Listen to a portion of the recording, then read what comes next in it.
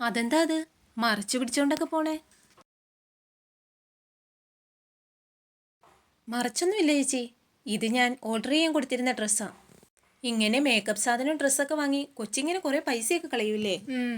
സുമേഷിന്റെ കയ്യിലിരിക്കുന്ന പൈസയൊക്കെ ഇങ്ങനെ വെറുതെ വെള്ളത്തിലാക്കി കളയേണ്ട കാര്യമുണ്ടോ? ഞാനൊക്കെ ഇങ്ങനെ 1 രൂപ സുധിയേട്ടനെ കൊണ്ടൊന്നും മുടപ്പിക്കാറേ ഇല്ല. എന്തെങ്കിലും വേണോന്ന് ചോദിച്ചാലും ഞാൻ പറയും എനിക്കൊന്നും വേണ്ടാന്ന്.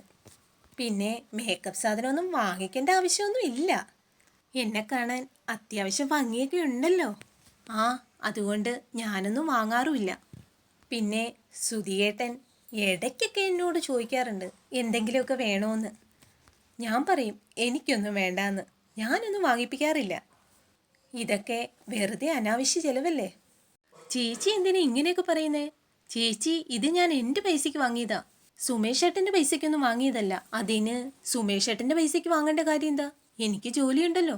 കല്യാണം ആയതുകൊണ്ട് ഒരാഴ്ച ലീവ് എടുത്തതാ. ഇനി ഒരാഴ്ച കഴിയുമ്പോഴത്തേക്ക് എനിക്ക് ജോലിക്ക് പോയി തുടങ്ങണം.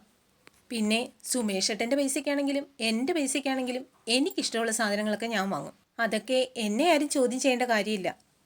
പിന്നെ ചേച്ചിക്ക് ഇഷ്ടമല്ലെങ്കിലും എനിക്ക് മേക്കപ്പൊക്കെ ചെയ്യുന്നത് ഇഷ്ടമാണ്. വീട്ടിൽ നിൽക്കുമ്പം മേക്കപ്പ് ഇടാറില്ല. പുറത്തേക്ക് പോകുമ്പം അല്പം സ്വല്പം കുറച്ച് മേക്കപ്പൊക്കെ ഞാൻ ഇടാറുണ്ട്. ആ, പിന്നെ ചേച്ചിയും കുറച്ച് മേക്കപ്പൊക്കെ ഇടുന്നത് നല്ലതാ. ഈ മുഖത്തെ ഈ കരിവാളിപ്പൊക്കെ കുറച്ച് കുറഞ്ഞു കിട്ടും.